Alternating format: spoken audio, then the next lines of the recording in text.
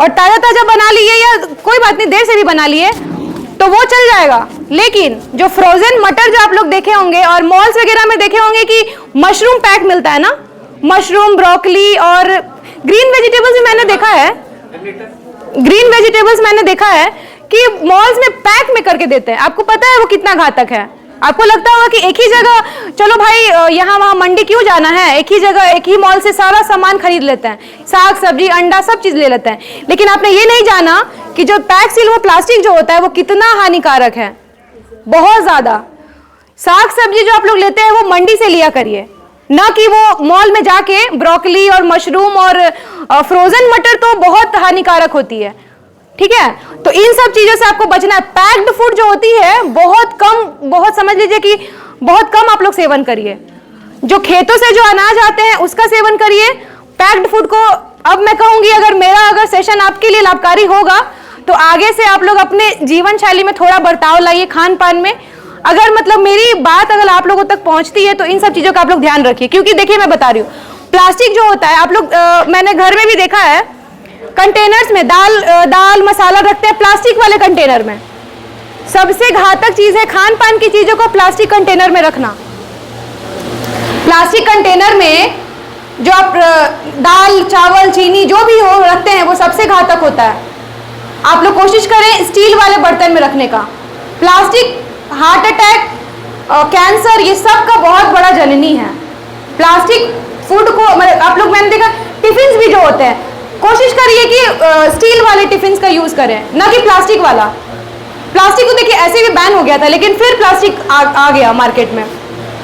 तो कोशिश करना है प्लास्टिक भी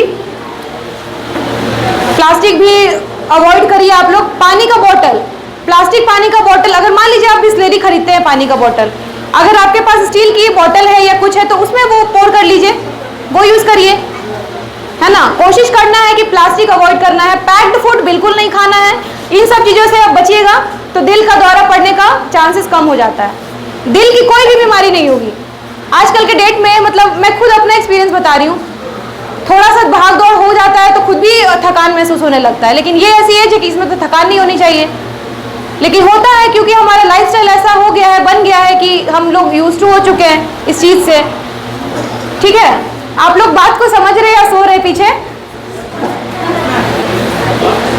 चलिए अब देखिए हाई कोलेस्ट्रॉल, जिनको भी बीपी की शिकायत है, डायबिटीज की शिकायत है, कम से कम 3 महीने में कोलेस्ट्रॉल की जांच, बीपी की जांच, शुगर की जांच अवश्य रूप से कराएं। कोलेस्ट्रॉल समझ लीजिए जिसको ही आम भाषा में चर्बी बोल सकते हैं, जो शरीर में चर्बी की मात्रा बढ़ जाती है वो बहुत बहुत घातक है। अगर हमारे शरीर में चर्बी बढ़ेगी तो हमारी नसें सिकुड़ जाएंगी, ठीक है। नसें सिकुड़ेंगी तो शरीर में रक्त का संचार नहीं हो पाएगा, और जब रक्त का संचार नहीं हो पाएगा तो बेहोश होंगे, गिरेंगे, फिर सीपीआर देना पड़ेगा। लास्ट ऑप्शन यही होता है। ऐसे भी मैं बता रही हूँ। और हाई कोलेस्ट्रॉल क्यों बढ़ता है? यही खान पान के चलते हैं। आप लोग देखिए, मैं ये नहीं कहूंगी कि आप वेजिटेरियन बन जाइए या शाकाहारी बन जाइए, नहीं, नॉनवेज भी खाइए आप लोग, कोई दिक्कत नहीं है, लेकिन हर चीज का एक वो होता है। ऐसा ना हो कि रोज नॉनवेज खा रहे हैं, ये बहुत घातक चीज है। और रेड मीट आप लोग कोशिश करिए महीना 2 महीना में ही खाने का। रेड मीट बहुत बहुत बहुत घातक है। खास करके जितने भी कोलेस्ट्रॉल बढ़ रहे हैं वो रेड मीट से ही बढ़ रहे हैं। तो रेड मीट में जैसे मैं एग्जांपल दूंगी मटन का, रेड मीट में आपको बता रहे बहुत ज्यादा फैट होता है, बहुत ज्यादा, ठीक है। कोशिश करना है कि एवरीडे ना, डेली बेसिस पे नहीं, हफ्ता में 2 हफ्ता में खाइए, लेकिन लिमिट में खाना है, तो आप लोग कोलेस्ट्रॉल की बीमारियों से बच सकते हैं। और जितने भी आप बाहर दिखेगा क्या सब्जी बाग में बहुत मिलता है वो सीख कबाब वगैरह, ये सब चीजें, ये जो आप लोग क्या बोलते हैं, बारबेक्यू करके होता है जो तंदूर वाली चीजें, ये भी कोयला वाली, जहाँ मैं तंदूर में मतलब जो कोयले पे बनी हुई रोटियां हो, कोयले पे, बिहार में लिट्टी चोखा बहुत फेमस है, लेकिन उसका भी एक तरीका है खाने का। जस्ट कोयले से उतार के और खाने लग गए, वो भी गलत चीज है। और जो आप लोग सीख कबाब और ये बारबेक्यू वाली जो जितनी भी तंदूरी वाली चीजें हैं, ये सब चीजों को भी अवॉइड करना है। खाना है, मैं मना नहीं कर रही हूँ, बोले मैम तो सब बोल रही नहीं खाना तो खाएं क्या, ऐसा नहीं है, खाइए लेकिन लिमिट में। और कोशिश करिएगा घर का ज़्यादा बेटर होगा। ठीक है, बाहर वाली जो चीज़ें हैं ना, वो अब तो YouTube आ गया, क्या क्या आ गया है, आप खुद रेसिपी देख के बनाइए खाइए, लेकिन कोशिश करिएगा कोयले के आंच पे या जो फ्लेम वाली चीज़ें हैं वो भी अवॉइड करना। और खास करके डायबिटीज़ के पेशेंट जो होंगे या बीपी के जो मरीज होंगे, उनके लिए तो तंदूर वाली चीज़ें बिल्कुल ना खाएं। अगर आपका दवा चल रहा है आपको, तो मैं चाहूँगी कि आप लोग ये सब चीज़ों का सेवन ना ही करें तो बेटर होगा, है ना। कोशिश करना है और नियमित तौर पर बीपी शुगर की जांच तो अवश्य ही कराना है। और हाई कोलेस्ट्रॉल जो जिसको भी है, कम से कम 3-3 महीने पे कोलेस्ट्रॉल की जांच करानी है। अगर किसी बीपी शुगर या हार्ट की बीमारियां हैं तो बिल्कुल कराइए। समझ रहे हैं बात आप लोग मेरी? जी चलिए, अब है स्ट्रेस तो मैंने बता दिया। अब डायबिटीज का भी देखिए वही है, सेम है। एक बीमारी से अनेकों बीमारियां होती हैं।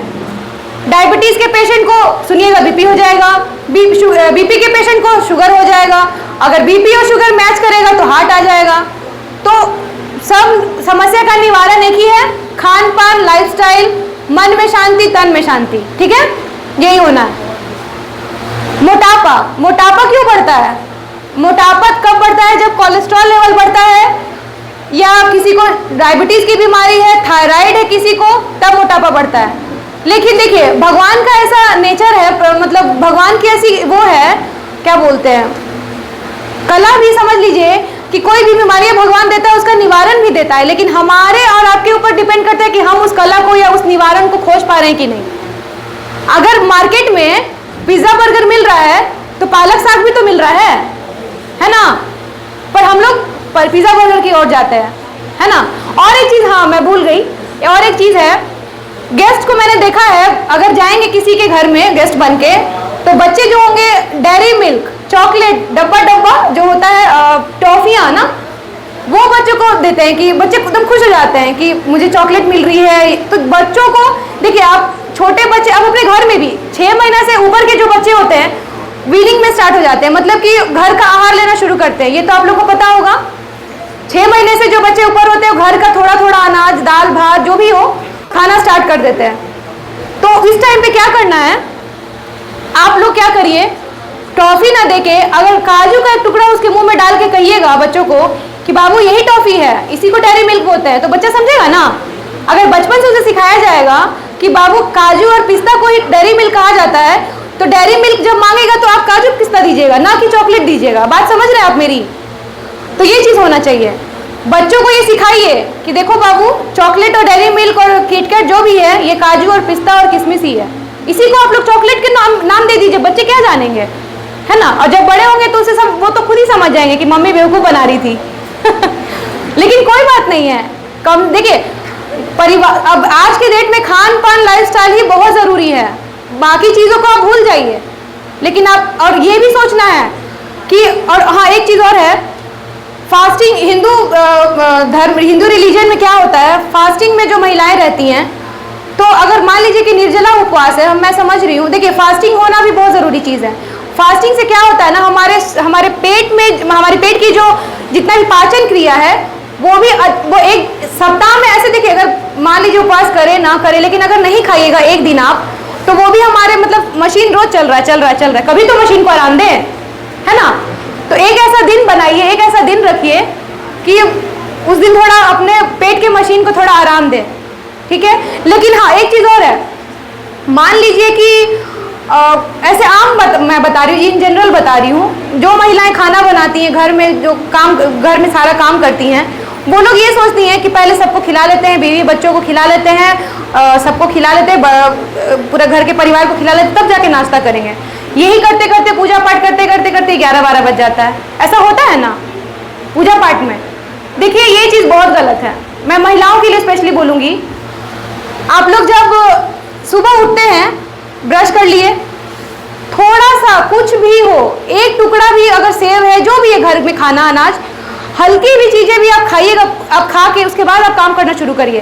पेट में एसिडिटी नहीं बननी चाहिए। अगर पेट में एसिडिटी बना, उससे नस में दर्द, कमर में दर्द, पेट में दर्द, पैर में दर्द, सर में दर्द, सब सारे दर्द स्टार्ट हो जाएंगे। कोशिश करना है, देखिए परिवार के सब लोग जरूरी है, लेकिन जो परिवार को चला रही है उसको भी तो जरूरी है ना, अपने आप को स्वस्थ रखना, तब तो वो परिवार चलाएगी या चलाएंगे। तो महिलाओं को मैं ये कहना चाहूंगी कि खाली पेट कोई काम नहीं करना है। कुछ भी खाइए, थोड़ा सा खाइए, लेकिन खा कर ही काम करिए। उसके बाद आप अपना मील लेते रहिए। और सुबह का नाश्ता सबसे बेस्ट होता है 7 से 8 बजे के बीच में आप नाश्ता कर लीजिए भर पेट। खाना आप 2 रोटी भी खाइए, लेकिन सुबह का नाश्ता भर पेट होना चाहिए। लेकिन हमारा में ऐसा है कि सुबह हमें मन नहीं करता जस्ट ब्रश करने के बाद खाना खाने का, लेकिन कोशिश करना है कि सुबह का नाश्ता, क्योंकि हमारे देखिए सुबह उठते हम लोग, रात भर की थकान के बाद हम सो के उठ गए, उसके बाद अब मशीन तो मतलब मशीन का फ्यूल जो है, इंजन खत्म हो चुका है, इंजन भरना है ना, तब तो दिन भर आप दौड़िएगा चलिएगा। तो 11-12 बजे थोड़ी दौड़ के उठना है। कोई लोग हैं जो 11-12 बजे उठते हैं और रात भर सोते नहीं है, नींद नहीं आती है। इन सब चीजों का आपको ध्यान रखना है। क्यों आप लोगों को रात में नींद नहीं आती है, पता नहीं, मुझे समझ नहीं आता। क्या ऐसा दिक्कत हो गया है कि रात को लोगों को नींद नहीं आती है? तनाव, स्ट्रेस को कम करिएगा तो नींद जरूर आएगी। चलिए आगे बढ़ते हैं, समय ज्यादा हो रहा है। अब है दिल के दौरे जब पड़ते हैं तो उसके लक्षण क्या हो सकते हैं। देखिए हार्ट अटैक एक बैक नहीं आ जाता, उसके पहले आपको थोड़ा सिम्टम्स नजर आएगा। पहला क्या है, चेस्ट पेन होता है सबसे पहला। और चेस्ट पेन कहाँ शुरू होगा? लेफ्ट हैंड से। बायां हाथ से छाती में दर्द होना स्टार्ट हो जाता है। तो ये लक्षण होता है दिल के दौरे पड़ने का। ध्यान दीजिएगा आप लोग इस चीज को, लक्षण बहुत जानना जरूरी है। फिर घबराहट होना, बहुत बेचैनी लगेगा, बहुत ज्यादा बेचैनी लगेगा। कोई भी आपके पास आएगा, क्या वो चिड़चिड़ा के उसको भगा दीजिएगा, भागो यहाँ से, अभी बात नहीं करेंगे हम, वैसा लगेगा, मन एकदम घबरा जाएगा। दूसरा है तेज पसीना आना, ऊपर नीचे पूरा मतलब पूरे शरीर में स्वेटिंग होने लगता है। अगर आपको दौरा मतलब दिल का दौरा पड़ने के पहले का लक्षण ऐसा होता है कि अगर इस तरह का, देखिए लक्षण जानना बहुत इसलिए भी जरूरी है कि कुछ ऐसा लगे तुरंत आप उसे हॉस्पिटल ले जाओ, आप खुद से स्ट्राइक कर लें कि ये जरूर हार्ट अटैक का खतरा हो रहा है, चांसेस हो रहा है, ठीक है। फिर हाथ पैर नीले पड़ जाना। देखिए हाथ पैर नीले क्यों पड़ जाएगा? क्योंकि शरीर में ब्लड फ्लो जो है वो रुक गया, कहीं ना कहीं कंस्ट्रिक्ट हो गया। तो जब हाथ पैर, देखिए हाथ पैर का नीला पड़ना यहाँ से शुरू होगा।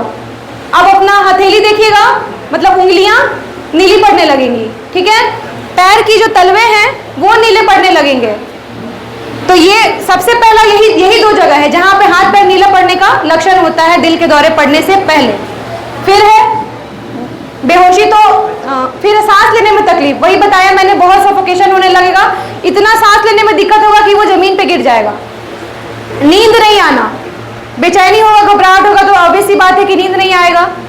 फिर देखिए दस्त जैसा लगना में क्या होता है ना, बाथरूम मतलब आप बाथरूम होकर आए, फिर आपको लगेगा फिर जाए, फिर आपको लगेगा फिर जाए, लगेगा डायरिया जैसा फील होता है, लेकिन ऐसा होता है, मतलब डायरिया होगा नहीं लेकिन फील होते रहेगा। ये सब सारे सिम्टम्स है हार्ट अटैक के, ठीक है। फिर उल्टी जैसा, नौजिया आप फील करिएगा, नौजिया जैसा कुछ भी होगा, मतलब इतना बेचैनी हो जाएगा कि आपको एकदम उल्टी जैसा फील होने लगेगा। आगे देखिए चिड़चिड़ापन, अगर घबराहट होगी तो चिड़चिड़ापन भी होगा, ठीक है। आप लोग समझ रहे हैं बातों को, अगर कुछ पूछना होगा तो बीच में आप मुझे इंटरप्ट कर सकते हैं, ठीक है। चलिए आगे बढ़ेंगे। फिर अब है कि दिल के दौरे से बचा कैसे जाए। तो मैंने तो आपको पहले ही बता दिया कि एक्सरसाइज, पौष्टिक आहार लेना है, बताया आपको, नियमित रूप से व्यायाम करना है, एक्सरसाइज, लेकिन विग्रसली एक्सरसाइज नहीं करना है। खास करके जो बूढ़े हैं, जो बीपी के मरीज हैं, जिसको शुगर है, जिनको मोटापा है, विग्रसली एक्सरसाइज नहीं करना है। एकदम 10 किलो 20 किलो वो वेट नहीं उठाना है। हल्का हल्का योगा करिए, एक्सरसाइज करिए, लेकिन नियमित रूप से करिए और सुबह उठ के करना है। सूरज उगने के बाद व्यायाम का कोई मतलब नहीं बनता, ठीक है। फिर पौष्टिक आहार जैसा मैंने आपको बताया। फिर तनाव मुक्त रहना है, स्ट्रेस नहीं लेना है। ब्लड प्रेशर के मरीज जो भी होंगे उनको नियमित जांच करवानी है। और एक चीज इंपॉर्टेंट है, दिन भर के थकान के बाद पूरी नींद लेनी है। व्हाट्सएप, इंस्टाग्राम, फेसबुक नहीं चलाना है। मोबाइल रख के साइड में आराम से सो जाना है। एक चीज और है, मैंने बहुतों को देखा है, अलार्म क्लॉक का अब काम मोबाइल कर रहा है, मोबाइल ही उठा रहा है सबको, अब अलार्म क्लॉक नहीं उठाता। पहले हम लोग छोटे छोटे थे तो मम्मी तकिए के पास अलार्म क्लॉक देखिए कि उठ जा रहा, टे बजने लगता था, लेकिन अब उसका काम मोबाइल कर रहा है। तो जब अलार्म क्लॉक बजता है तो बच्चे बहुत गुस्सा करते हैं, लेकिन जब मोबाइल बजता है तो हाँ टाइम हो गया है, ये होता है।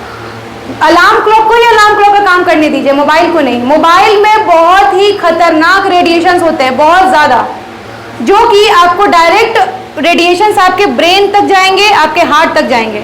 और वो आपको अफेक्ट करते हैं। रात में तकिए के नीचे मोबाइल लेके सोना, it's very very very dangerous, ठीक है।